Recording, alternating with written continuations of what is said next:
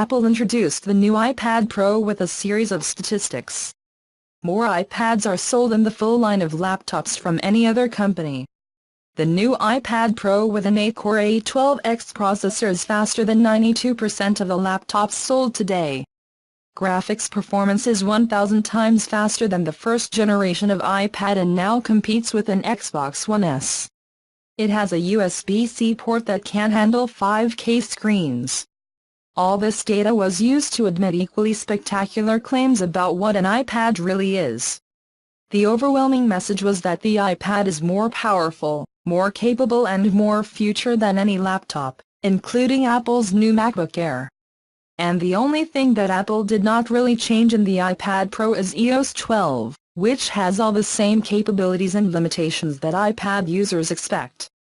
Apple wants you to think that the iPad Pro is the future of computing, but if you have already used iOS 12 on an iPad Pro, you know exactly how you feel about that idea. In addition to the corners, the new screen of the iPad Pro is practically the same as that of last year's Pro, with Apple's extremely smooth 120Hz ProMotion variable refresh rate system, True Tone automatic color calibration and extensive compatibility with color. This is one of the best and most accurate mobile screens you can see. Of course, expanding the screen means there's no start button or TouchID sensor.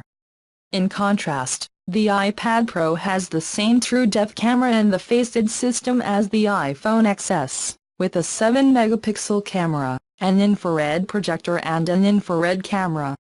The big change is that it now works in any orientation, so you can lift and unlock the iPad the way you want.